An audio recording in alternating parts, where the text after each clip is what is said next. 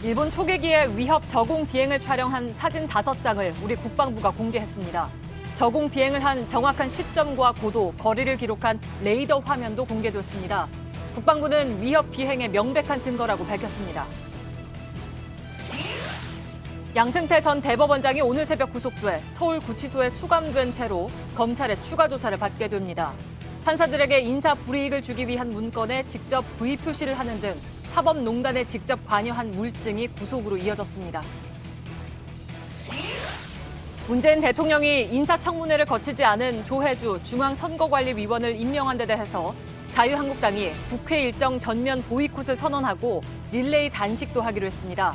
바른미래당은 상상할 수 없는 전대미문의 사례라고 비판했습니다. 김정은 북한 국무위원장이 김영철 노동당 부위원장의 방미 결과를 보고받고 2차 북미 정상회담의 준비 방향을 제시했다고 조선중앙통신이 보도했습니다. 트럼프 대통령의 친서를 전달받은 김정은 위원장이 그의 긍정적인 사고방식을 믿는다고 말했다고도 전했습니다. 올해 서울 단독주택의 공시가격이 17.7% 올랐습니다. 14년 만에 가장 많이 올랐지만 평균 시세 반영률은 여전히 50% 수준입니다. 오늘 뉴스룸 2부에서 김현미 국토교통부 장관과 함께 공시가격을 둘러싼 논란을 짚어봅니다. 정부가 초고령 사회에 대비하기 위해서 현재 만 65세인 노인 기준 나이를 올리기 위한 사회적인 논의를 본격적으로 시작하겠다고 밝혔습니다. 노인 기준 나이가 오르면 국민연금을 받는 나이와 정년까지 달라질 수 있어서 적지 않은 진통도 예상됩니다. 오늘도 추가 확진자가 2명이 발생하는 등 홍역이 번지고 있습니다. 홍역 유행의 여파를 잠시 뒤 밀착 카메라에서 전해드립니다.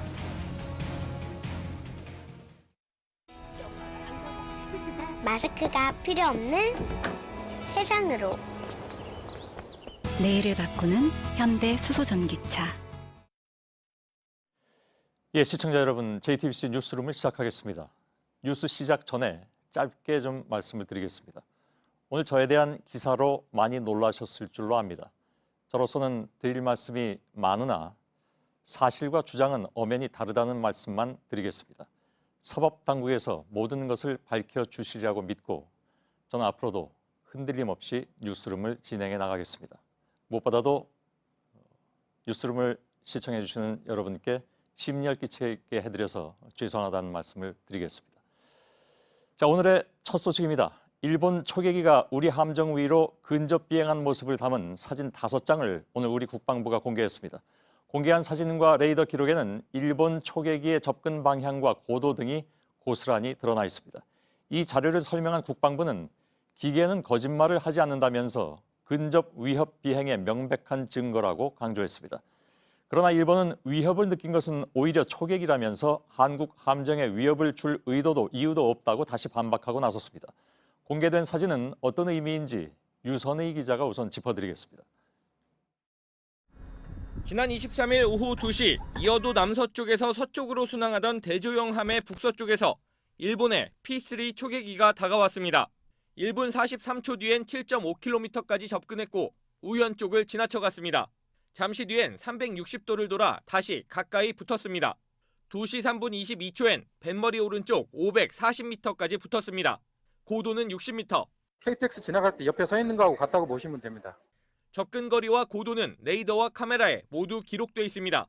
일본은 150m 고도를 지켰다고 주장했지만 군은 기계는 거짓말하지 않는다고 맞받았습니다. 합참은 강경 대응책을 고려하고 있습니다. JTBC 취재 결과 우리 군은 초계기를 맞불 출격하는 방안과 대조영 함에 탑재한 무장 헬기를 가동하는 방안을 검토하고 있습니다. 일본 초계기의 접근을 사전 차단하는 방안도 거론됐습니다. 구축함의 레이더로 초계기의 접근을 포착한 뒤 일정 거리에 들어오면 우리 무장 헬기를 미리 띄우는 겁니다. 초계기의 5km 내 접근을 막을 수 있습니다. 충돌 방지를 위해서 해상 초계기는 3 내지 5마일 정도 이격해서 비행을 할 수밖에 없기 때문에 군은 또 8km 거리에서 시작하던 경고방송 범위를 2배로 늘려 16km에 들어오면 곧바로 경고방송을 시작하기로 했습니다. JTBC 유선입니다. 이처럼 국방부 사진과 레이더 기록만 보더라도 일본 초계기가 우리 함정에 얼마나 가깝게 비행을 했는지를 알 수가 있습니다. 실제 초계기의 저공 비행을 컴퓨터 그래픽으로 재현해봤습니다. 김태영 기자입니다. 일본 초계기가 대조영함에 얼마나 가까이 접근을 했는지 저희가 직접 시각화를 해봤습니다. 이쪽을 보시면 32층 건물이 있습니다. 일본 초계기의 고도가 60에서 70m, 그러니까 이 건물의 3분의 2 높이까지 접근을 한 겁니다. 이 일본 초계기의 길이가 36.5m, 너비가 30m입니다. 실제 크기의 이 초계기를 그래픽으로 구현해서 한번 올려봤습니다. 이 초계기를 옆으로 눕힐 경우 2대면은 지면에 닿을 높이입니다. 이번엔 이 대조영함과 일본 초계기의 실제 거리에서 어떻게 보였을지 직접 가보겠습니다. 아까 건물에서 540m 떨어진 곳입니다. 이 버스 정류장 하나 정도 거리인데요. 제 뒤로 이 초계기가 있습니다. 제 옆 6차선 도로의 폭이 36m인데 일본 초계기의 길이와 비슷해서 보시는 것처럼 일본 초계기가 이 도로를 가득 채울 수 있습니다. 한번 띄워보겠습니다. 이 거리가 있다 보니 크기는 작아지긴 했지만 육안으로도 충분히 식별이 가능할 정도로 잘 보입니다. 초계기의 일반 항속은 시속 610km입니다. 540m면 순식간에 도달할 수 있습니다. 항공기 P3나 P1의 최대 속력으로 보면은 그 500m 거리에서는 2초에서 5초 사이에 항공기 조종사가 방향만 틀면은 바로 충돌해요. 경고 조치하기도 힘들고. 육지와 바다 위에서의 거리감도 다릅니다. 해상에서는 더 가깝게 느껴져요. 아무것도 없고 비교할 그게 없잖아요. 그렇기 때문에 그것만 눈에 딱 들어오잖아요. JTBC 김태영입니다. 바로 도쿄 연결하겠습니다. 윤서령 특파원이 지금 나와 있습니다. 자, 국방부가 공개한 사진 5장에 대해서 일본 정부의 반응이 있었습니까? 네, 이와야 타케시 일본 방위상이 오후 5시를 조금 넘겨서 기자들 앞에 섰습니다. 이와야 방위상은 초계기가 한국 함정에 위협을 줄 의도도 이유도 없다면서 오히려 위협을 느낀 것은 초계기다라고 말했습니다. 예, 위협 비행을 부인한 데서 그친 게 아니라 오히려 이제 초계기가 도리어 위협을 받았다 이렇게 얘기를 하고 있는데 이건 좀 이해가 안 가는 그런 상황이군요. 네, 이와야 방위상의 발언을 조금 더 보면요. 상대는 군함이고 우리는 초계기다. 무장을 하지 않은 상태였기 때문에 위협을 느낀 건 오히려 초계기였다라는 얘기입니다. 이번에 비행을 한 초계기 P3는 무기를 탑재할 수 있는 기능이 있습니다. 다만 실제로 당시에 무기를 탑재하고 있었는지는 확인되지 않고 있습니다. 예. 자, 우리 합참의장에 해당하는 통합 막료장도 가세를 했다고요. 네, 가와노 가스토리 통합 막료장은 당시 자위대 초계기는 고도 150m 이상, 거리는 1000m 이상으로 비행을 했다고 말했습니다. 구체적인 데이터를 갖고 있지만 제시할 생각은 없다고도 말했습니다. 어제 방위상이 밝혔을 때는 거리 500m 이상을 취하고 있었다라고 했는데 오늘은 더 멀리 날았다면서 말이 바뀌었습니다. 예. 자, 말은 바꾸면서도 구체적인 수치는 내놓지 않겠다는 것도 이게 좀 서로 좀 모순입니다. 일본에서는 그래서 이제 이게 한국 국내용이다 이렇게 말을 하는데 그 이유는 뭘까요? 네, 실제로 이 총리 관저 등 일본 정부 핵심에서는 어제 국방부 발표는 한국 국내 어필용이다라는 말이 나오고 있습니다. 그러니까 일본 정부가 하지도 않은 일을 했다고 하면서 억지를 부리고 있다는 인상을 주기 위한 것으로 보여집니다. 예. 근데 이게 이제 일본이 얻는 게 있으니까 그럴 텐데 오히려 이게 일본 국내 정치 상황하고 맞물려 있는 거라고 봐야 되겠죠?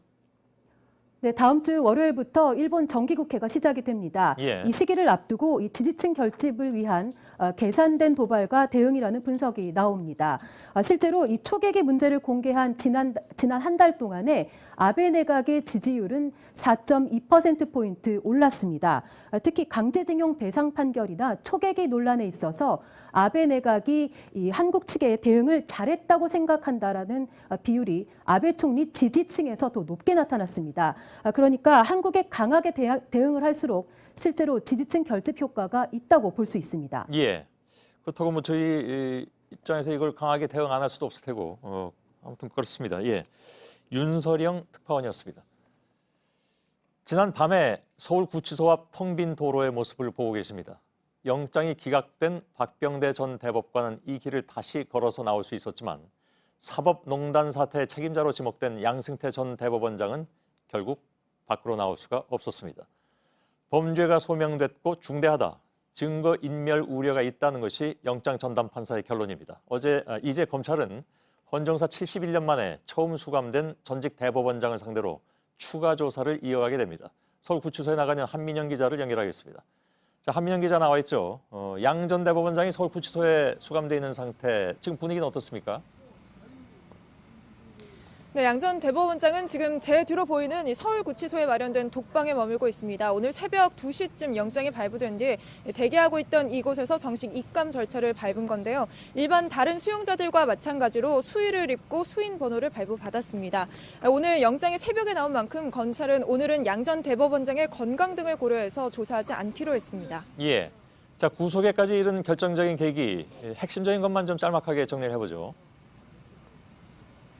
네, 양 전 대법원장이 직접 개입했다는 걸 입증하는 여러 물증이 있습니다. 저희가 보도해드린 대로 다른 일반 특정 판사들에게 불이익을 주기 위한 문건에 직접 V자 체크를 했다는 사실이 중요한 증거가 된 걸로 보입니다. 또 강제징용 재판을 늦추기 위해서 전범기업을 대리하던 김앤장 쪽 변호사와 독대한 내용이 담긴 문건도 있었고요. 또 이규진 양형위원회 상임위원회 업무 수첩도 확보를 했었습니다.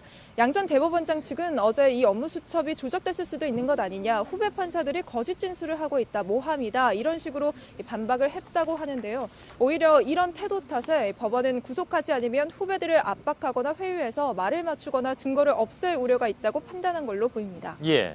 자, 이제 구속이 됐기 때문에 검찰은 언제든지 조사를 할 수가 있습니다. 언제 조사한다고 합니까? 검찰은 일단 내일부터는 다시 불러서 혐의 전반에 대한 조사를 벌일 계획입니다. 일단 영장이 발부가 되면 최장 20일간 구속 상태에서 조사를 할 수가 있는데요. 검찰은 그동안 서너 번 정도 양 전 대법원장을 불러서 조사를 한 뒤 다음 달 재판에 넘길 전망입니다. 또 박병대 등 행정처장을 지낸 전직 대법관들을 포함해서 고위 법관들도 재판에 넘겨질 걸로 보이는데요. 다만 나머지 전현직 판사들은 단순히 지시를 이행한 걸로 보고 기소되진 않을 것 같습니다. 예, 알겠습니다. 한민영 기자가 전해드렸습니다. 양 전 대법원장의 구속과 관련해서 김명수 대법원장이 참담하고 부끄럽다면서 고개를 숙였습니다. 김 대법원장은 오늘 출근길에서 어떤 말로도 국민에게 위안을 드릴 수 있을지 찾을 수도 없다고 밝혔습니다. 이어서 판사들이 각자 맡은 역할을 충실히 하는 것만이 어려움을 타개할 유일한 길이라고 말했습니다. 자유한국당이 앞으로 모든 국회 일정을 거부하겠다면서 보이콧을 선언했습니다. 문재인 대통령이 오늘 인사청문회를 거치지 않은 조혜주 중앙선거관리위원을 임명한 것에 따른 반발입니다. 허진 기자입니다. 부정선거 획책이다! 조혜주 중앙선거관리위원회 임명이 예고되자 자유한국당은 긴급의원총회를 소집했습니다. 결국 이 자리를 캠프 인사를 하겠다? 이건 앞으로 선거는 공정하지 않게 하겠다. 한마디로 우리가 부정선거도 획책할 수 있다. 한국당은 앞으로 모든 국회 일정을 거부하겠다는 방침도 정했습니다. 바른미래당도 국회 인사청문회 없이 장관급인 조 의원을 임명한 데 대해 상상할 수 없는 전대미문의 사례라고 비판했습니다. 반면 청와대는 후보자가 해명을 할 수 있는 인사청문회 자체를 하지 않았던 건 야당의 결정이라고 반박했습니다. 문재인 대통령은 조 의원의 인사청문 요청안을 지난해 12월 21일 국회에 제출했습니다. 하지만 조 의원이 대선 캠프에서 활동했다고 적힌 선거백서가 공개됐고 선관위원회 정치 관여를 금지하는 선관위법 위반 논란이 일었습니다. 민주당은 조 의원이 캠프에서 활동한 적 없다고 반박했습니다.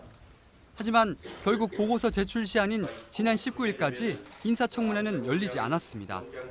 문재인 정부에서 인사청문 보고서 없이 임명된 사례는 이번이 8번째입니다. 청문회 자체를 거치지 않고 임명된 건 이번이 처음입니다. JTBC 허진입니다. 올해 서울 단독주택의 공시가격이 17.7% 오릅니다. 역대 가장 큰 폭이죠. 비싼 집일수록 많이 올랐는데 이렇게 해야 세금 부담의 형평성이 맞춰진다는 것이 정부의 입장입니다. 송지혜 기자입니다. 국토교통부가 전국 22만 표준 단독주택의 공시가격을 발표했습니다.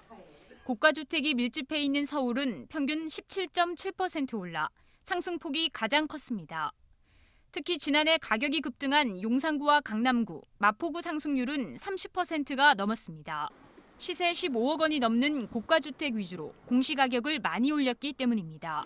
반면 중저가 주택은 상승률이 5.8%로 평균보다 낮다고 정부는 밝혔습니다. 국토부는 형평성을 맞추기 위한 조치라고 설명했습니다. 그간은 비싼 집일수록 시세에 비해 공시 가격이 낮았다는 겁니다. 그러다 보니 시세가 절반 이하인 서민이 사는 아파트보다 재산세를 덜 내는 경우도 있었습니다. 덜 가진 사람이 더 많은 세금을 내고 더 가진 사람이 세금을 덜 내는. 이번에 공시가를 올리면 단독주택 시세 반영률은 1.2%포인트 오른 53%가 됩니다. 아파트나 토지와 비교하면 아직 낮은 수준입니다. 단독주택에 이어 아파트 공시가격은 4월 말 발표될 예정입니다. JTBC 송지혜입니다. 예, 이렇게 공시가격이 오르면 보유세는 얼마나 오를까요? 저희 취재진이 계산을 해보니까 내 집 한 채만 있다, 종합부동산세 납부 대상도 아니다, 이런 경우는 상승폭이 그리 크지 않을 듯합니다. 이현 기자입니다. 올해 공시가격 상승률은 집값에 따라 크게 차이납니다. 종합부동산세를 내는 기준인 시세 15억 원 이하라면 한 자릿수에 그치지만 15억 원대부터는 평균 상승률이 20에서 30%대로 껑충 뜁니다. 그럼 재산세, 종합부동산세는 얼만큼 오를까요? 여기 불광동의 단독주택을 예로 한번 계산해 보겠습니다. 지난해 공시가격이 4억 원이었다면 올해는 4천만 원이 더 오를 걸로 보입니다. 이 경우 보유세는 92만 원으로 지난해보다 8만 원 정도 늘어날 전망입니다. 공시가격 8억 원이었던 주택의 경우 올해 20% 정도 공시가격이 올라서 작년보다 34%, 75만 원쯤 세금을 더 내야 할 걸로 보입니다. 반면 부유층이 주로 거주하는 고급 단독주택은 보유세가 더 많이 오릅니다. 공시가격이 12억 원에서 30% 오르는 서울 성북동 단독주택의 경우 보유세가 446만 원에서 669만 원으로 늘어납니다. 집이 한 채만 있는 경우는 보유세가 1년 새 50% 넘게 늘어날 수 없도록 했기 때문입니다. 집이 두 채 이상 있으면 세부담이 훨씬 크게 늘어납니다. 12억 원짜리 집이 두 채라면 보유세만 약 1,600만 원 더 내야 할 수도 있습니다. JTBC 이현입니다. 예, 공시가격 인상을 직접 발표한 김현미 국토부 장관과 잠시 후 2부에서 직접 만나겠습니다. 김정은 북한 국무위원장이 2차 북미 정상회담에 대한 실무 준비를 지시했다고 북한 매체가 전했습니다. 김 위원장은 트럼프 미 대통령을 믿는다면서 회담에 대한 의지도 강하게 표현했습니다. 박현주 기자의 보도입니다. 김정은 위원장이 신년사를 발표했던 노동당 청사 집무실. 이번엔 김영철 노동당 부위원장과 마주 앉아 환한 웃음을 짓습니다. 2박 3일 동안 워싱턴에 머물며 트럼프 대통령과 폼페이오 국무장관 등을 만나 협의한 결과를 보고받는 자리입니다. 조선중앙통신은 김 위원장이 미국에서의 회담 결과에 만족을 표시했다며 2차 북미 정상회담 실무 준비에 대한 과업과 방향을 제시했다고 밝혔습니다. 다만 정상회담의 예상 시기와 장소를 언급하진 않았습니다. 김 위원장은 트럼프 대통령에게 보낸 친서에 대한 답장도 전달받았습니다. 김 위원장은 트럼프 대통령의 긍정적인 사고방식을 믿고 인내심과 선의의 감정을 갖고 기다리겠다고 말했습니다. 또 북미가 함께 도달할 목표를 향해 함께 나갈 것이라고 말했습니다. 통일부 고위당국자는 이에 대해 6.12 싱가포르 북미 정상회담의 합의사항을 이행하라는 뜻으로 이해한다고 설명했습니다. JTBC 박현주입니다. Special Representative Biegun had the opportunity to meet with his newly designated counterpart as well.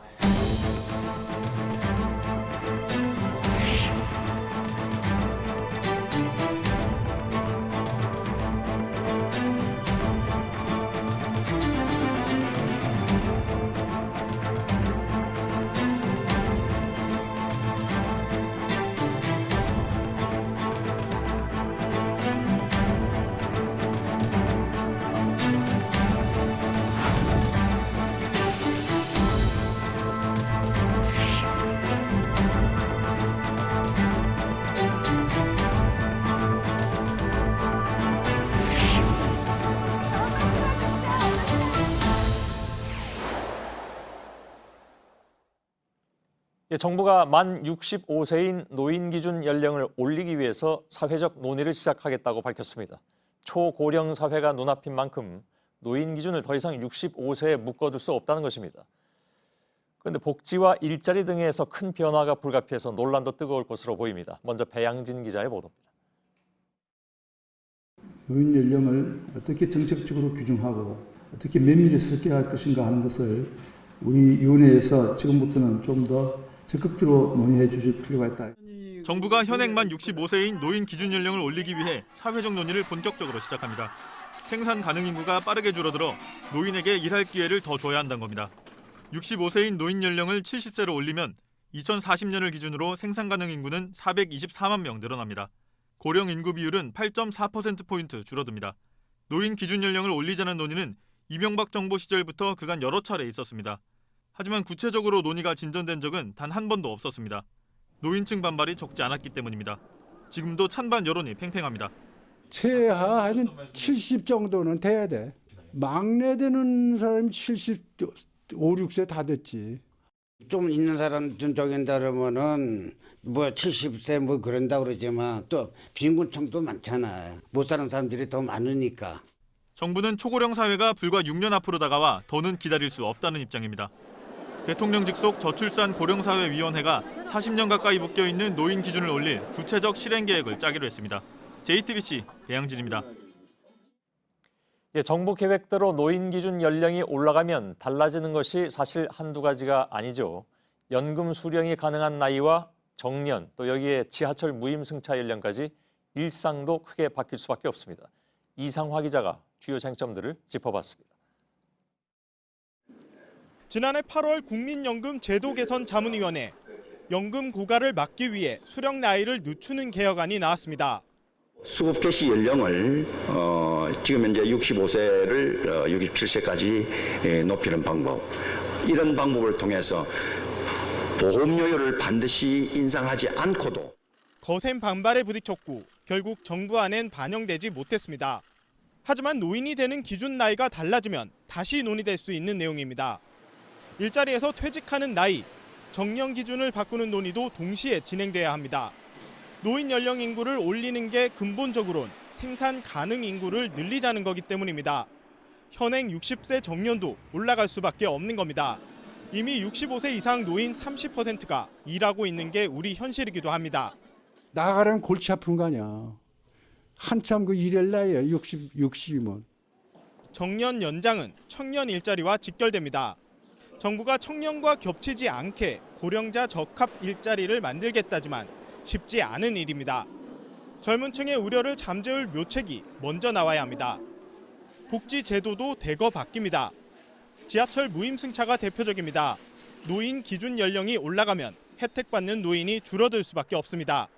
지하철 적자 원인으로 폐지 목소리가 많았지만 고령자들의 거센 반발로 논의조차 되지 못했던 사안입니다. 또 기초연금, 장기요양보험 같은 사회보험, 틀니보조, 통신비를 할인받는 나이 등도 조정이 불가피합니다. 노인 기준 연령이 올라가기 전까지 험난한 국민 의견 수렴 과정이 뒤따를 예정입니다. JTBC 이상화입니다. 오늘 오후에 부산 사상구 재개발 반대 집회에서 승용차가 집회 참가자와 경찰을 덮쳤습니다. 도로를 행진하는 과정에서 사고가 발생한 건데 중상자는 없었지만 20여 명이 다쳤습니다. 현장의 취재 기자를 좀 연결하겠습니다. 배승주 기자, 먼저 사고가 어떻게 난 건지 좀 궁금하네요. 네, 저는 부산 사상구 덕포동 사상초등학교 뒷길에 나와 있습니다. 오늘 오후 3시 46분쯤 집회 행렬이 이곳 2차로에서 행진을 하고 있었습니다. 부산 사상구 덕포 1구역 재개발을 반대하는 주민 150여 명과 경찰 150여 명 등 300명이 있었습니다. 그런데 뒤쪽에서 따라오던 카렌스 승용차가 대우를 덮친 겁니다. 이 사고로 집회 참가자 3명과 경찰 21명 등 24명이 부상을 입었습니다. 이 중 집회 참가자 1명은 뼈가 부러졌습니다. 나머지 23명은 타박상 등 다행히 큰 부상을 입지는 않았습니다. 한 사람은 크게 다쳤군요. 아무튼 이게 잘못하면 큰 인명피해로 이어질 뻔했는데 주최 측 차량이 사고를 낸 겁니까? 네, 그렇습니다. 행진에 앞서 오늘 오후 1시부터 사상구청에서 집회가 열렸습니다. 이후 사상구청에서 2.3km 떨어진 재개발 구역인 덕포 1구역까지 행진이 이어졌습니다. 당시 사고를 낸 차량은 행렬을 바짝 뒤쫓고 있었습니다. 사고 차량 운전자는 집회 주최 측 소속인 48살 김모 씨로 여성입니다. 김 씨는 경찰 조사에서 대회를 따라가다가 브레이크와 엑셀러레이터를 혼동했다고 밝혔습니다. 차량 내부에는 블랙박스가 없었습니다.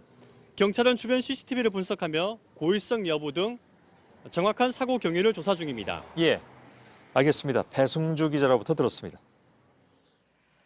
네, 미세먼지 책임 공방으로 시작부터 신경전을 벌였던 한중 환경협력회의가 오늘 끝났습니다. 조기 경보 체계를 만들고 한중일 미세먼지 보고서도 올해 말에 내기로 했지만 실제로 이루어질지는 아직 지켜봐야 합니다. 할 말은 3개 하겠다고 했지만 이번 회담도 빈손이라는 지적입니다. 윤영탁 기자입니다. 지난 12일 중국 베이징의 공기질은 6단계 가운데 최악이었습니다. 미세먼지 조기 경보 체계가 가동되면 2, 3일 전부터 국내에도 경보가 내려집니다. 중국으로부터 실시간으로 예보 데이터를 받기로 했습니다.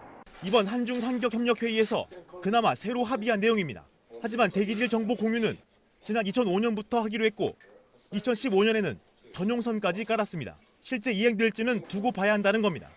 오염물질이 한중일 3국 대기를 어떻게 얼마나 이동하는지를 담은 미세먼지 보고서는 올해 11월 내기로 했습니다. 최대 관심사였지만 합의문 없이 약속만 받았습니다. 중국이 주기로 한 자국의 최신 미세먼지 배출량 자료도 아직 언제 내줄지 모릅니다. 보고서가 나올 때까지 중국의 협조를 바라는 수밖에 없는 겁니다. 그런데도 중국은 우리 저감 기술을 지원해달라고 요구했습니다. 할 말은 3개 하겠다던 정부. 그러나 오늘 브리핑에서 한 고위 관계자는 행간을 잘 읽어야 한다며 중국이 영향을 부인한 적은 없다고 했습니다. 다른 고위 관계자도 우리에겐 나쁜 것도 중국에선 양호할 수 있다고 말했습니다.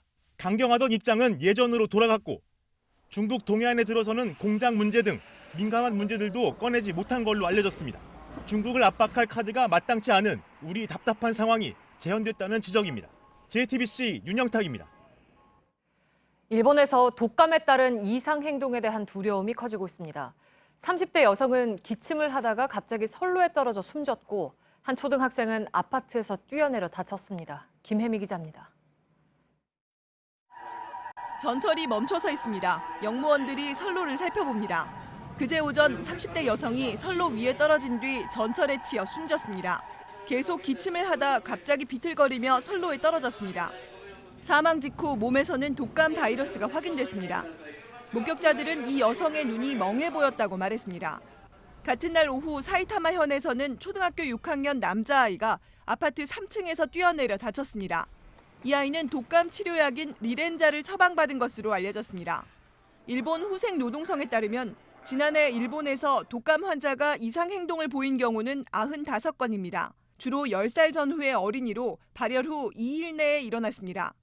대부분은 타미플루 같은 치료약을 먹었지만 17%가량은 아니었습니다. 일본에서는 지난 일주일 동안 독감 추정 환자가 200만 명을 넘어서며 크게 유행하고 있습니다. JTBC 김혜미입니다. 서울 송파구의 골목길에서 바닥에 누워있던 남성을 차로 치고 달아난 운전자가 경찰에 적발됐습니다. 운전자를 비롯해서 차에 타고 있던 사람들은 사고가 난 걸 알고도 현장을 떠난 걸로 보입니다. 신아람 기자입니다. 골목길에서 차량이 우회전합니다. 차가 출렁거리더니 잠시 멈춥니다.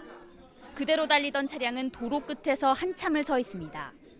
이윽고 차가 사라진 뒤 소방차와 경찰차가 들어섭니다. 지난 19일 오전 6시 50분쯤 길바닥에 누워있던 30대를 치고 달아난 사고가 났습니다.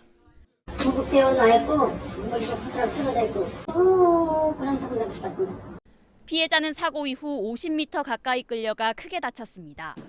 병원으로 옮겨진 뒤 의식은 찾았지만 중태인 걸로 알려집니다. 경찰은 주변 CCTV 등을 분석한 뒤 운전자 31살 A씨를 붙잡았습니다. 당시 차에는 A씨와 친구 3명이 타고 있었다고 합니다. 이들은 피해자를 발견하고 길을 지나던 행인에게 119 신고를 해달라고 한 뒤 자리를 떴다고 주장하는 것으로 전해졌습니다. 경찰은 A씨를 뺑소니 혐의로 입건했고 A씨와 동승자들을 상대로 사고 경위를 조사하고 있습니다. JTBC 신아람입니다. 사흘 전 태국의 한 야산에서 한국인 남성의 시신이 발견됐습니다. 태국 경찰이 용의자를 검거했는데 숨진 남성과 함께 현지에서 불법 도박 사이트를 운영해온 사이였습니다. 이지은 기자입니다. 휴양지인 라용의 한 야산에서 한국인 30대 남성 A씨의 시신이 훼손된 채 발견됐습니다. 태국 경찰이 수사에 나서자 한국인 남성 B씨가 어젯밤 주태국 한국 대사관에 전화를 걸어왔습니다. 자신이 한 일이라고 털어놓은 겁니다. B 씨를 체포한 경찰은 두 사람이 함께 불법 도박 사이트를 운영했다고 밝혔습니다. 방콕 포스트는 A 씨는 B 씨 등 다른 한국인 3명과 함께 동업을 했는데 금전적인 문제로 사이가 벌어져 살해됐다고 보도했습니다. 또 B 씨는 다른 2명이 함께 A 씨를 죽이자는 협박을 했다고 경찰에 진술했다고 덧붙였습니다. 경찰은 B 씨를 상대로 구체적인 범행 동기를 조사하는 한편 달아난 공범 2명을 쫓고 있습니다. JTBC 이지은입니다. 국민연금이 한진그룹의 경영에 참여할지를 놓고 어제 전문가들이 회의를 열었습니다. 이런 문제를 논의하는 첫 자리였기 때문에 관심이 쏠렸습니다. 그런데 회의에 앞서서 한진 관계자가 위원들을 개별적으로 만나려 했던 사실이 확인돼서 논란이 일고 있습니다. 이세누리 기자입니다. 국민연금 수탁자 책임 전문위원회는 국민연금이 주주권을 행사하는 데 가이드 역할을 합니다. 어제 열린 회의에는 전문가 9명이 참석했습니다. 쟁점은 국민연금의 주주권을 어떤 방식으로 쓸 것인가였습니다. 조양호 회장의 이사연임을 반대하자는 데는 다수가 찬성했습니다. 그러나 조 회장의 해임, 사회이사 추천 같은 적극적 경영 참여에는 반대 의견이 더 많았습니다. 그런데 회의가 열리기 전 한진 측이 위원을 개별적으로 만나려 했다는 사실이 JTBC 취재 결과 확인됐습니다. 한 위원은 회의 전에 비공식적으로 한진 측이 접촉하려고 했다고 전했습니다. 하지만 절차상 문제가 있을 수 있어 정중히 거절했다고 했습니다. 한진 측 인사의 회의 참석 문제를 놓고 위원들 사이에 논란이 일기도 했습니다. 회의 시작 후 한 위원이 갑작스레 이런 제안을 했지만 다른 위원들이 반발하면서 무산됐습니다. 한진 측이 국민연금의 움직임에 적극 대응하고 나선 건 그만큼 위기감이 크기 때문이란 분석입니다. 한진 측은 위원을 비공식적으로 만나려 한 이유에 대해 아는 바가 없다고 답했습니다. JTBC 이세누리입니다. 어제 전문가 회의 결과를 놓고도 논란이 있습니다. 일부 위원들은 복지부가 무리한 찬반 가르기를 했다는 입장입니다. 결국 국민연금의 한진그룹 경영 참여 여부는 다음 달 초에나 가려질 예정입니다. 정재우 기자입니다. 문제가 된 건 한 전문위원의 회의 발언이었습니다. 실무적으로는 어렵지만 원칙적으로 가능하다는 걸 구체적으로 전달하는 것이 좋다고 한 겁니다. 복지부가 이 위원에게만 회의가 끝난 뒤 찬성인지 반대인지를 물었고 원칙적으로는 찬성하지만 이번엔 어려울 것 같아 굳이 정하라면 반대라는 답을 받았습니다. 이를 두고 위원들 사이에서 무리한 찬반 가르기라는 지적이 나옵니다. 수탁 책임자 전문위원회는 정식 표결을 하지 않고 전문가들의 다양한 의견을 검토하는 자리라는 겁니다. 한 전문위원은 세모, 조건부 등 다양한 의견이 있을 수 있는데 정부가 개별적으로 전화해서 무리하게 찬반을 분류하려고 한 배경이 이해되지 않는다고 했습니다. 이제 공은 최고 의사결정기구인 기금운용위원회로 넘어갔습니다. 주총 6주 전인 다음 달 초엔 결론이 날 것으로 보입니다. 한편 국민연금 주주권에 대한 문재인 대통령의 발언은 한진을 겨냥한 것이라는 분석이 쏟아지자 청와대는 주주권 행사 여부는 기금운용위가 결정할 사항이라고 선을 그었습니다. JTBC 정재우입니다. 당대표 선거를 앞두고 요즘 자유한국당에선 누가 더 센 발언을 하는지, 그러니까 선명성 경쟁이 벌어진 것 같습니다. 북한에 대한 반감을 자극하고 핵을 보유하자고 얘기하고 또 박정희 시대에 대한 향수를 자극하는 말들이 연일 이어지고 있습니다. 임소라 기자입니다. 이복형을 독살했고 고모부를 공개 처형한 인물이다. 황교안 전 총리가 오늘 한 특강에서 김정은 위원장을 두고 한 말입니다. 그런 지배 세력이 갑자기 귀여운 인물로 바뀌었겠느냐고도 말했습니다. 주민을 공개 처형한 반인륜적 세력이라고도 강조했습니다. 황 전 총리는 통합진보당 문제도 자주 꺼냅니다. 통합진보당을 해산한 사람이 누굽니까? 일부에서 합리적 보수로 여겨지던 오세훈 전 시장도 오른쪽으로 방향을 확 틀었습니다. 핵 개발을 해야 한다고 주장하더니 오늘은 박정희 전 대통령을 치켜세웠습니다. 당시에 허리띠를 졸라매고 오늘날의 대한민국 경제 발전의 바탕을 이룬 박정희 대통령의 업적을 기리고 현 정부의 경제 정책으로 국민들이 고통받는다며 박정희 전 대통령에게 길을 묻고 싶었다고 말했습니다. 구미에는 박정희 전 대통령 생가도 찾았습니다. 보수적인 당원들의 표심을 잡으려 남북 갈등과 박정희라는 오래된 소재를 다시 꺼내든 겁니다. JTBC 임소라입니다. 자유한국당 김병준 비대위원장이 오늘 황교안 전 총리를 향해서 탄핵 프레임으로부터 자유로울 수 없다며 당대표에 나서지 말라고 말했습니다. 홍준표 전 대표와 오세훈 전 시장의 실명도 함께 거론하면서 역시 당대표에 부적합한 인물이라고 했습니다. 강희연 기자입니다. 김병준 위원장은 3가지 조건을 내고 여기에 해당되는 사람들은 전당대회에 나와선 안 된다고 했습니다. 혼란의 원인을 제공한 분도 있고 관리를 잘못한 분도 있고 당의 어려움을 방관하며 당에 대한 어떠한 기여도 해오지 않으신 특히 최근 입당한 황교안 전 총리를 강조했습니다. 친박 프레임과 탄핵 프레임으로부터 자유로울 수 없으며 당에 대한 기여가 낮다는 점에서 김 위원장은 2명을 더 거론했습니다. 또 그다음에 나오실지 안 나오실지 모르지만 홍준표 대표에 관한 이야기도 어떤 부담이 되는지 또한 오세훈 전 시장 역시 대표가 돼선 안 될 인물로 꼽았습니다. 그러면서 자신도 전당대회에 출마하지 않겠다고 밝혔습니다. 김 위원장이 공개적으로 목소리를 낸 건 황 전 총리의 입당 이후 불거지고 있는 계파 갈등과 핵개발 등 당권 주자들의 우경화 발언을 경계하기 위해서란 분석이 나옵니다. 하지만 당사자들은 신경 쓰지 않겠다는 입장입니다. 그래서 저는 저의 길을 가도록 하겠습니다. 오세훈 전 시장도 김병준 위원장의 생각에 동의하기 어렵다고 밝혔습니다. JTBC 강희연입니다.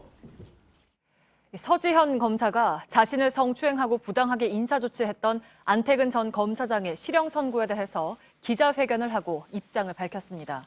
먼저 서 검사는 진실과 정의만을 원했는데 그게 왜 이렇게 어려웠어야 했는지 모르겠다고 말했습니다. 이어 미투 운동을 통해서 검찰 조직부터 진정한 개혁이 이루어져야 한다고 강조했습니다. 최근에 화제가 되고 있는 JTBC 드라마 스카이캐슬에선 상상을 초월하는 불법 사교육이 나오죠. 그런데 이게 드라마 속 얘기가 아니라 현실이란 목소리도 많습니다. 그래서 교육부가 실태를 점검하기로 했습니다. 효과가 있을지는 의문입니다. 오효정 기자입니다. 어쨌든 우리 예빈이 심화반으로 반드시 레벨업 시켜야 한다. 학원 선행학습을 따라가기 위해 또 과외를 하고 고액 입시 컨설턴트와 수험 생활을 설계합니다. 모두 현행법 위반 소지가 있습니다.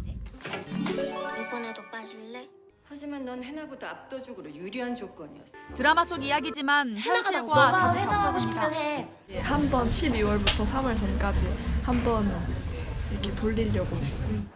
선행학습을 위해 수업 시작 전부터 계단에서 진을 치는 건 흔한 일입니다. 학원비, 과외비가 정부 가이드라인을 훌쩍 넘는 것도 현실입니다. 결국 교육부가 불법 사교육 실태를 점검하기로 했습니다. 교습비를 얼마나 받는지, 선행학습 광고를 하진 않는지 살핍니다. 입시 컨설팅 학원도 들여다보기로 했습니다. 하지만 과연 규제가 가능하냐는 지적이 나옵니다. 당장 고액 과외 강사는 실태 파악도 어렵습니다. 또 현행법은 선행학습 광고를 단속하는 데 그치고 처벌 조항도 없습니다. 좀 무수히 있긴 있습니다. 이게 선행학습을 하도록 내버려두면서 강구한 선제를 못하게 하는 거니까. 실제로 최근 조사에서 학생들은 대부분 선행학습이 필요하다고 답했습니다. 이런 입시 현실에서 이번 점검이 근본적 해결책이 될 수 없다는 지적입니다. JTBC 오효정입니다. 네, 드라마 속 얘기가 과장이 아니라는 건 앞서 리포트에서도 보도를 해드렸죠. 실제로 어떤 상황인 건지 저희 취재진이 현장을 직접 다녀봤습니다. 대학들은 선행학습을 사실상 방치하고 진학지도 상담비는 그 가격이 끝도 없이 올라가고 있습니다. 조소희 기자입니다. 엡실론 델타 논법, 탄소 나노튜브. 듣기에도 생소한 이 단어는 2019년 서울대학교가 만든 학생부 종합전형 합격생 자기소개서에 나오는 내용입니다. 대학교 2, 3학년이 되어야 이 내용을 배웁니다. 다른 대학들도 서울대와 사정은 비슷합니다. 이렇다 보니 대다수 학생들이 선행학습을 위해 사교육 시장으로 가고 있습니다. 챙겨야 될 게 너무 많다 보니까 담임 선생님이 케어를 해줄 수 있는 물리적인 시간도 안 돼요. 고액 과외비를 잡겠다는 교육청 교육비 상한선도 입시 컨설팅 시장에선 예외입니다. 입시 컨설팅은 시간당 30만 원까지 받을 수 있게 허용됐습니다. 다른 학원비 등과는 차원이 다르게 높은 겁니다. 교육당국은 이미 수년간 높은 가격이 유지돼 상한선을 높게 설정할 수밖에 없었다는 입장입니다. 서울 대치동 학원가에서 가격을 물어봤습니다. 300만 원을 할인만 사이로 이제 1년 동안 관리가 이루어지고 있어요. 연회원으로 한꺼번에 결제를 하시면 120만 원 할인을 해줘요. 자기소개서 한 장에 수십만 원을 받는 명문대생도 허다합니다. 심화 과정을 배운 학생을 원하는 대학과 고액 입시 컨설팅을 방치하고 있는 정부. 그 사이에서 학생과 학부모들만 고통받고 있습니다. JTBC 조소입니다. 우리나라 쇠빙선 아라운호가 남극에 고립된 24명의 중국 조사단원들을 구조했습니다. 아라운호의 구조 소식은 이게 처음이 아닙니다. 2010년 극지에 투입된 이후 조난당한 러시아 어선과 우리나라 원양 어선을 잇따라 구해서 화제가 되기도 했습니다. 현재선 남극의 수호자라는 별칭도 붙었습니다. 전다빈 기자입니다.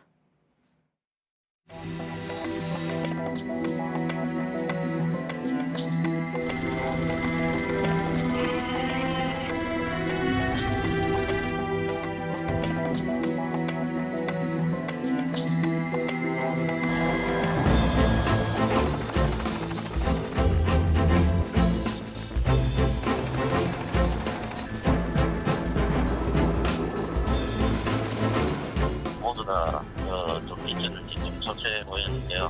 현재는 식사하고 무리 없이 잘 지내고 있습니다. 연구 책임자가 우선 올라와서 저에게 고맙다고 하고.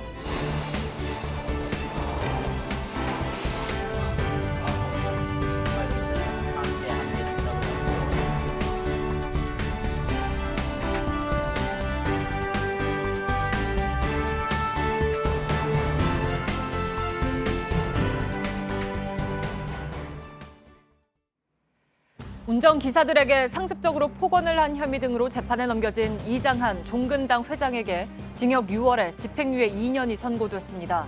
서울중앙지법은 이 회장이 우월한 지위를 이용해서 욕설과 폭언을 하고 해고를 암시하는 등 공포심을 일으켰다고 판단했습니다.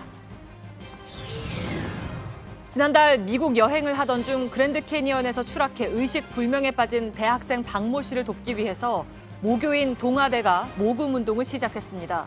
또 학생처장과 의대 교수를 현지에 보내기로 했습니다. 10억 원이 넘는 병원비와 관광회사와의 책임 소재 다툼으로 박 씨의 국내 송환은 여전히 어려움을 겪고 있습니다. 119 구급대원이 다가서자 멧돼지 한 마리가 달아납니다. 어제 저녁 7시 10분쯤 경북 예천의 한 야산에서 60대 남성 노모 씨가 멧돼지의 가슴과 다리 등이 물려 숨져 있는 걸 119 구급대원이 발견했습니다. 당시 숨진 노 씨 주변엔 길이 1.5m가량의 멧돼지가 있었고 화물차 등을 들이받고 야산으로 달아났습니다.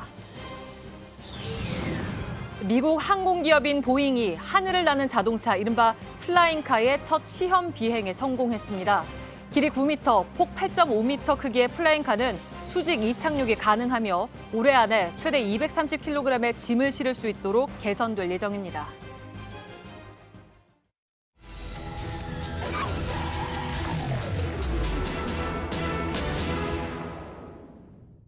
네, 오늘 홍역 추가 확진자가 2명 추가돼서 올겨울 홍역 감염자가 37명으로 늘었습니다.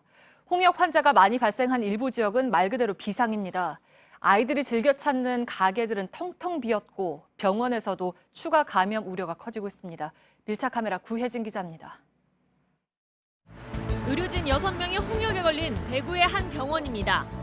홍역에 걸렸던 의료진들이 여전히 격리 중이기 때문에 응급실은 여전히 진료를 하지 못하고 있습니다.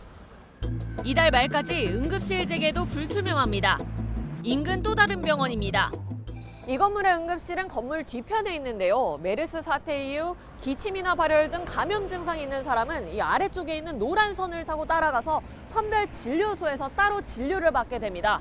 확진이 될 경우에는 격리 병상까지 마련이 되어 있습니다. 응급실에서의 감염을 막기 위해 전염병 여부를 먼저 확인하기 위해서입니다. 대구는 지금까지 17명이 홍역에 걸렸습니다. 이번 주엔 신규 환자가 발생하지 않고 있습니다. 하지만 여파는 여전합니다. 특히 아이들을 대상으로 하는 가게들은 비상이 걸렸습니다. 문화센터와 키즈카페는 방학인데도 텅텅 비었습니다. 홍역 때문에 이제 손님이 없고 이제 예약도 취소되다 보니까 이제 아르바이트는 솔직히 필요 없고 그런 상황이 되는 거죠. 또 다른 키즈카페도 마찬가지입니다. 원래 홍역뿐만 아니라 겨울에는요 독감이나 이런 것 때문에 이 기저감이 조금 덜 오는 편에 거기다가 더 불을 지펴버려요. 학부모들의 우려도 큽니다. 집에다 다음에 나가자고 신발 찌고 하면은 할 수 없이 신신께가 지하 주차장으로 내려가가지고 좀 놀다. 미세먼지에 이어 홍역까지 퍼지며 아이들과 갈 곳이 없단 겁니다. 휴대폰도 너무 전체적으로 그냥 잘 안 나와요. 저도 해가지고 하는데 뭐 어쩔 수가 없네요. 그렇다고 또 밖에서 놀라 하면은 미세먼지 때문에. 설명절을 앞둔 어르신들의 걱정도 큽니다. 서울시가 따뜻하면 내려오라 하고 이러지. 과거 겪었던 홍역의 공포 때문입니다. 심합니다, 통제. 열이 나고 막 이 얼굴이 막 벌거진다. 한 동네에서 아마 그 홍역이 돌았다 그러면은 뭐 빠져나갈 길이 없어. 호역을 해야 내 자식 된다. 그때 호적에 올리고 이래가. 그리 옛날 사람들은 아이 많이 줄이키고 있어. 어제 확진 환자가 나온 경기 안산입니다.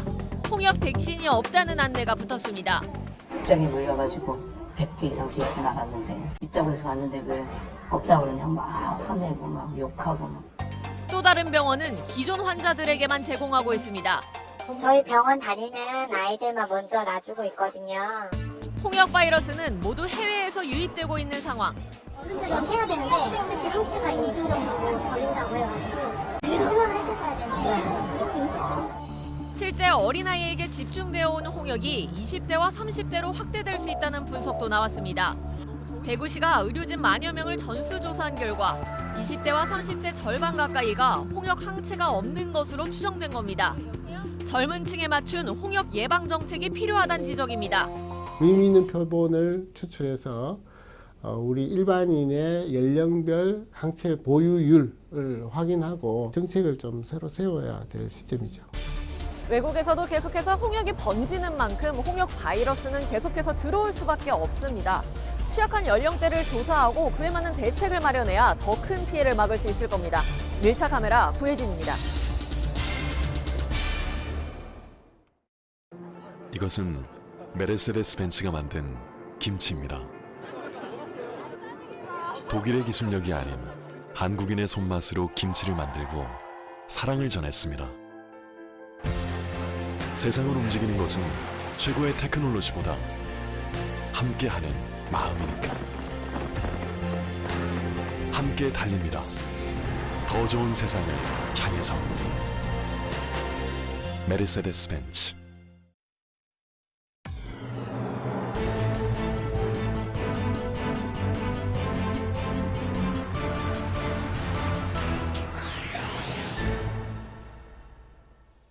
예, 뉴스룸의 앵커 브리핑을 시작하겠습니다.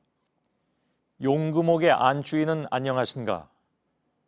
1953년 판문점 휴전 회담이 한창이던 시기에 북측 대표단의 한 사람은 이렇게 물었다고 하는군요. 용금옥의 시작은 1932년 서울에서 가장 오래된 식당 중에 하나였으니 전쟁통에 북으로 올라간 사람들은 그 맛을 오랫동안 잊지 못했던 것이었습니다. 1990년에 서울을 찾은 연형묵 북한 총리도 이틀 연속 이곳에 들러서 추탕, 즉 추어탕을 먹었고 남한을 방문하는 사람들마다 입이라도 모은 듯 용금옥이 아직도 있습니까? 이렇게 질문했다 하니 오래된 음식에 대한 공통된 기억은 체제로 인해서 갈라진 마음까지도 풀어내는 묘한 맛과 힘을 지닌 것 같습니다. 흔히들 오래된 식당을 일컬어 노포라고 하지요. 고포가 아니라 노포, 즉 사람 마냥 옛고자 대신 늙을 노자를 사용하는데 그 이유는 무엇일까? 한 입 베어 물면 입안에 한 시대가 들어오는 듯한 식당들이 있다. 박찬일 셰프의 정의에 따르면 노포란 세월과 함께 기록된 맛의 기억을 의미합니다. 문화재란 꼭 금붙이나 그림, 불상만 있는 것은 아니다. 이런 살아있는 우리 삶의 비늘들이 다 문화재다. 그의 말처럼 우리에게 노포란 사람과 함께 나이 들고 맛이 절로 깊어가는 개개인의 역사이자 추억이었던 것. 어제 서울시가 도심에 남아있는 오래된 가게들에 대해서 보존을 추진하겠다 이렇게 밝혔습니다. 도심을 깔끔하게 재정비하겠다는 계획을 멈춰 세운 결정적인 계기는 다름 아닌 노포였습니다. 시민이 원한 것은 허름함을 밀어낸 산뜻함이 아니라 오래된 냄새와 세월의 비늘이 생생한 기억의 공간이었던 것입니다. 용구목의 안주인은 안녕하신가? 1930년대 시작돼서 현대사와 함께 나이 들어간 노포의 추억. 그리고 현대화된 도시, 깨끗한 풍경 뒤로 하나 둘 자취를 감추게 될지도 모를 허름한 과거들을 향해 던지는 질문. 우리의 노포는 안녕하신가? 오늘의 앵커 브리핑이었습니다.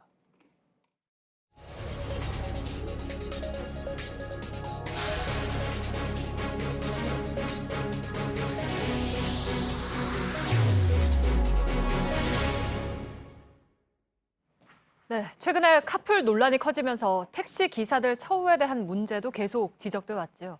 그동안 정부는 택시 기사들을 위한 지원책들을 내놨습니다. 대표적인 게 택시 기사들의 처우를 개선하라면서 택시 회사에다 부가세를 돌려주는 겁니다. 그런데 취재 결과 택시 기사들에게 들어가야 할 수백억 원의 보조금이 택시 회사로 흘러간 정황이 포착됐습니다. 먼저 서준석 기자입니다. 2011년부터 서울 강서구의 한 택시 회사에서 일했던 장무경 씨. 매달 420만 원가량을 벌면 장 씨는 회사에 370만 원을 내야 했습니다. 이른바 산학금입니다. 장 씨는 산학금을 뺀 금액과 함께 회사로부터 최저임금 수준의 기본급을 받아 생활을 해야 했습니다. 당시 장 씨가 받은 기본급 내역입니다. 매달 100만 원이 채 되지 않지만 최저임금보다는 높습니다. 그런데 장 씨는 기본급 항목에 부가세 감면액이 포함되어 있는 것을 발견했습니다. 기사들 고생하니까 그저 주는 거니까 그냥 받으면 된다. 아무래도 이상하다. 부가세 감면액은 정부가 택시 회사에게 기사들의 처우 개선을 위해 쓰라며 돌려준 세금입니다. 법 취지대로라면 기사들은 최저임금 이상의 기본급에 부가세 감면액만큼 따로 지원받아야 합니다. 그런데 회사는 기본급에 부가세를 포함해 지급한 겁니다. 기사들의 기본급을 최저임금 수준으로 맞춘 것은 물론 기사들에게 가야 할 부가세 감면액도 따로 챙긴 셈입니다. 택시 기사들은 100만 원만 받아도 이건 우리 많이 받는다 이런 식으로 개념이 돼 있어요. 그거 약용을 한 거예요, 택시에서. 2012년 말 장 씨는 회사를 상대로 부가세를 돌려달라며 소송을 냈습니다.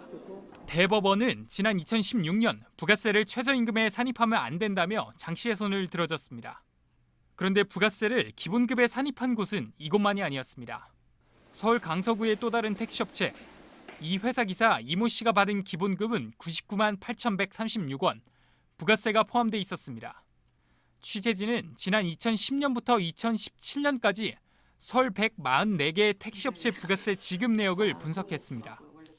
이 중 132개의 업체가 부가세를 기본급이나 수당에 포함해 지급했습니다. 해당 업체들이 부당하게 챙긴 이득만 300억 원이 넘는 것으로 추정됩니다. 그때 내역을 다 확인하니까 아하, 이게 지금 회사가 그냥 다 빼놓은 거다 이렇게 판단이 확실했었습니다. 세무서 가보면 그냥 답이 다 나와 있습니다. 세무조사를 해보면 다. 택시업체들은 2014년까지 정부 지침을 따라 부가세를 산입했고 이후부터는 제대로 지급했다고 해명했습니다. 그 당시에 저는 이거 관계하는 답변할 수 없겠는데. 현행법상 국세청은 국토부의 통보를 받아 미지급된 부가세 감면액을 추징할 수 있습니다. 하지만 국토부는 지자체가 먼저 실태를 조사해야 한다는 입장입니다. 일부에선 집단 소송 움직임도 보이고 있습니다. 기사들은 그게 큰 의문을 품지 않고 이렇게 받아왔는데 1인당 1년에 한 700만 원 정도 이렇게 받지 못하는. 네, 택시 회사들은 정부의 지침을 따랐을 뿐이고 지침이 다시 바뀐 2014년 하반기부터는 그런 일 없다는 입장입니다. 그런데 정말 달라졌을까요? 하루 15시간 일해도 1시간만 근무 시간으로 인정받는 택시 기사들의 실태를 계속해서 서준석 기자가 전해드립니다.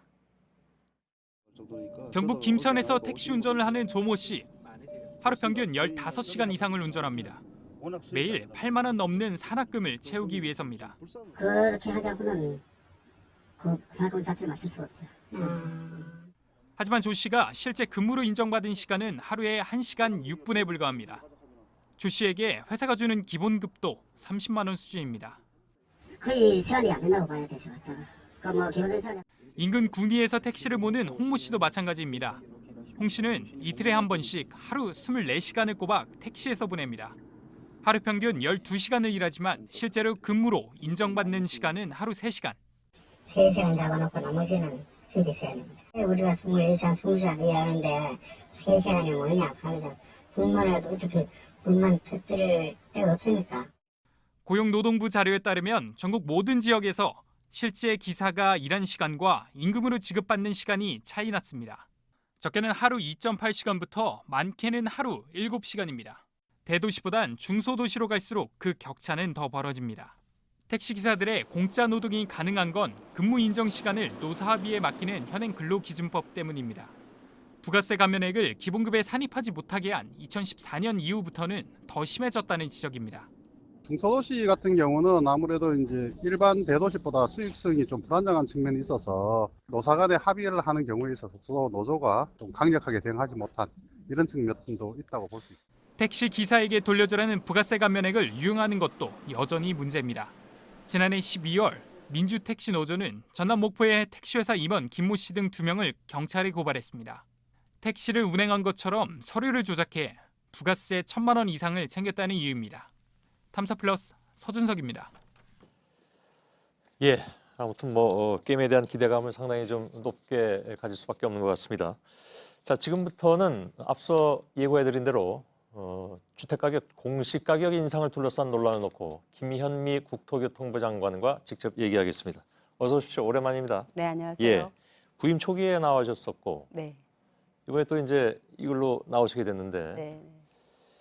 이게 아무튼 여러 가지 좀 논란도 좀 있고 한데 우선은 이런 궁금증이 많이 좀 있는 것 같습니다. 그러니까 공시가격이 많이 올라가지고 세금 폭탄이 떨어질 것이다 이런 의견이 가장 많습니다. 우려도 나오고 네네. 또 그에 대한 여러 가지 얘기들도 돌고 있고 짤막하게 핵심적으로 말씀해 주신다면요.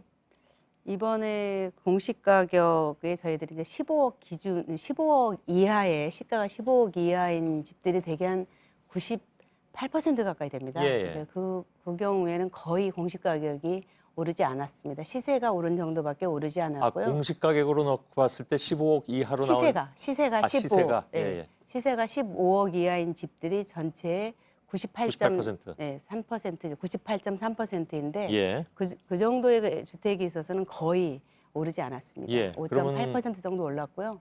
나머지 2%에 대해서만 올랐다. 네, 지금 시가가 15억이 넘는 주택의 경우에 예. 저희들이 이제 시세 반영률을 적극적으로 반영하다 보니까 그쪽에서 이제 상승률이 좀 있었던 것입니다. 예, 이게 보면 전국 평균으로 9.13%입니다. 네네. 서울은 일단 그 2배 정도 됩니다. 그러니까 17%가 넘으니까요. 두 가지 이유가 있는데요. 하나는 한 가지만 제가 질문 네. 좀 드리겠습니다. 미안합니다. 예. 용산, 강남, 마포구 순으로 30%씩 이상이 올랐습니다. 이건 굉장히 높은 인상폭이거든요. 그래서 이게 기준이 어떤 것인가에 대한 질문들이 많이 나옵니다. 일단 시세가 많이 오른 데는 아무래도 오를 수밖에 없는 거죠. 아까 예. 말씀드린 것처럼 시가가 15억이 넘는 데가 많이 오르게 됐다라 그랬는데 이 세 지역이 서울의 다른 지역도 마찬가지지만 세 지역이 다른 지역에 비해서 지난해 상승률이 굉장히 높았습니다. 예. 그리고 또 하나는 시가와 공시지가, 시가를 공시지가로 반영하는 비율을 현실화율이라고 하는데 예. 그 현실화율이 유난히 떨어졌던 그런 단독주택들이 되게 고가 단독주택들이 그런 게 많았거든요. 예. 그래서 이 반영하는 율을 상당 부분 현실화하다 보니까 예. 그런 차이들이 쌓여 있던 것들이 반영되어서 그렇게 나타났습니다. 예. 그렇게 올렸는데 네네. 보면 이제 시세 반영률이 아직까지도 한 53% 정도 평균 예. 그런 분석이 있고요. 예. 그래서 당장 어떤 얘기가 나왔냐면 내년에 똑같이 또 올릴 것이냐 하는 그런 질문들이 나왔습니다. 그 아파트 같은 경우에는 그 시가 반영률이 68% 정도로 작년에 저희가 분석해 보니까 예. 그렇게 되었고요. 근데 단독주택 같은 경우는 51% 정도밖에 되지 않았습니다. 예. 그러니까 같은 집이라도 단독주택에 사시는 분들이 아파트에 사시는 분들보다 저평가 받아서 예. 세금이나 이런 여러 분담금들을 덜 부담하게 되는 그런 일들이 발생했기 때문에 예. 이런 것들을 차츰 현실화시켜 나가는 것이 아파트 집의 유형에 따라서 또 가격대에 따라서 이렇게 불균형한 것들을 바로잡는 그런 그럼 의미가 내년에도 있기 계속 때문에 더 올린다? 그것도 이제 가격대별에 따라서 저희들이 그 반영을 해야 된다고 봅니다. 왜냐하면은 그 서민이나 중산층의 경우에는 이것을 급격하게 올렸을 경우에 나타나는 세금이라든가 무슨 예. 보험이라든가 이런 분담금을 그렇죠. 부담하는 그런 피로감 같은 게 있기 때문에 그런 것들은 저희들 속도 조절을 하면서 예. 할 생각입니다. 제가 드린 질문에 대해서 약간 애둘러 말씀하신 편입니다. 네네. 다시 한번 질문을 드리자면 네. 내년에도 금년과 같은 상승폭으로 올릴지 말지는 그렇다면 아직 정해진 것은 아닌데 뭐 신중하게 접근하겠다 이렇게 해석을 할까요? 그리고 일단 그 공시 가격이라고 하는 것은 현 시가를 반영하는 것이기 그렇죠. 때문에요. 시가가 많이 오르면 예. 어쩔 수 없이 저희들이 현실화율을 일정 정도 감안한다 하더라도 예. 높게 올라갈 수밖에 없는 거고요. 예. 이번에도 이제 거제나 군산처럼 시가가 떨어지는 지역에서는 공시지가가 떨어졌습니다. 그렇기 알겠습니다. 때문에도 내년에 만약에 이렇게 시가가 많이 오른다면은 예. 그거는 반영될 수밖에 없는 것이라고 예. 봅니다. 그러나 제한적으로. 전제는 아까 네. 말씀하신 것처럼 뭐 시가 15억 이하에서 2%라고 말씀하셨잖아요. 5%, 예, 5.8%입니다. 예. 아니 대상 숫자가 예, 대상되는 주택 수가 네. 그만큼 아주 극소수의 주택 보유자에게 네네. 해당되는 것이기 때문에 특히 그것은 뭐 이른바 조세정의하고도 그렇죠. 예, 통하는 것이기 때문에 그 부분에 있어서 정부가 이거를 뭐 좀 무르게 한다든가 하는 것은 아니다 이렇게 그럼 받아들일까요? 그거는 할 수 없습니다. 왜냐하면 예. 저희가 이 공시지가라고 하는 것은 세금과 각종 부담금을 내는 기준이기 때문에 예. 이것을 잘못 책정한다라고 한다면은 공평과세나 조세정의에 어긋나는 일을 하게 되기 예. 때문에 저희는 그렇게 할 수는 없다고 알겠습니다. 봅니다. 다만 이런 얘기가 나오면 옛날에 이제 그 종합부동산세가 나왔을 때 똑같은 얘기였지만 네. 가령 이제 은퇴자일 경우에 따로 수입이 있지 않은데 살던 집이 올라가는 바람에 네네. 또 그런 얘기도 있습니다. 그러니까 그 아파트는 황금성이 굉장히 강한데 네네. 쉽게 팔리고 뭐 요즘은 또 그렇지도 않지만 네네. 단독주택은 그게 더 불리한데 이렇게 값만 올랐다고 해서 세금을 많이 내게 되면 특히 은퇴자들 같은 경우에는 좀 힘들지 않느냐. 여기에 따라서 아까 말씀하신 것처럼 다른 뭐 보험료라든가 네. 이런 것들 다 이제 해당이 되니까 연동돼서 움직이기 때문에 그런 데에 대한 불만이 나올 수 있습니다. 일단 그 세금 같은 경우에도요. 그 일단 30% 이상 올릴 수 없도록 캡을 씌워놓은 게 있고요. 예, 예. 그다음에 그 65세 이상의 고령자의 경우에 종부세나 이런 걸 할 경우에 70% 정도 장기 보유할 경우에는 세액공제를 하는 그런 예. 제도가 마련되어 있기 때문에 급격한 부담은 없을 것이고요. 건강보험 같은 경우에는 저희가 지난해 11월부터 보건복지부나 이런 정부 관련된 부처와 태스크포스를 지금 구성을 했습니다. 그래서 예. 건강보험료라든가 이런 데 있어서 급격한 부담이 전가되지 않도록 예. 그런 대책들을 좀 세우고 준비해 나가고 있습니다. 알겠습니다. 뭐 이건 사실은 아무리 이렇게 설명을 드려도 해당되시는 분들은 좀 불안하고 그런 분들이 많이 계신가 봐요. 그래서 결국은 고지서를 받아보면 이게 정말 세금 폭탄인지 아닌지 그리고 설사 이제 많이 올랐다 하더라도 그것을 낼 만한 집인지 아닌지는 네네. 자연스럽게 이제 답이 나오지 않을까 예. 이렇게 생각을 합니다. 그러니까 저희가 이런 자료를 보니까 부산의 7억짜리 아파트하고 예. 서울의 15억 하는 주택하고 세금을 똑같이 내고 있었습니다. 그러니까 그것은 저희들이 이렇게 조사를 해서 그 시가를 정확하게 공시지가를 산정하는 기준으로 이렇게 계산을 해서 거기에 맞춰서 몇 퍼센트를 그 공시지가로 한다 이렇게 예. 산정을 하는 것이 아니라 작년에 얼마였는데 거기에서 조금 올리고 조금 내리고 이런 방식으로 그러니까 시세를 전혀 반영하지 않은 예. 채로 거의 10년 넘게 이렇게 오다 보니까 이게 역전 현상이 되어서 예. 아파트가 훨씬 비싼 주택보다 세금을 더 내는 예. 이런 구조가 되어 있기 때문에 이런 것을 바로잡는 것이 굉장히 필요합니다. 알겠습니다. 네. 질문 2가지 남았는데요. 네. 사실 이거 다 중요한 질문들입니다. 네. 우선 이것도 사실 뭐 조세정의 차원이기도 하지만 집값 안정과도 연관이 되는 정책이잖아요.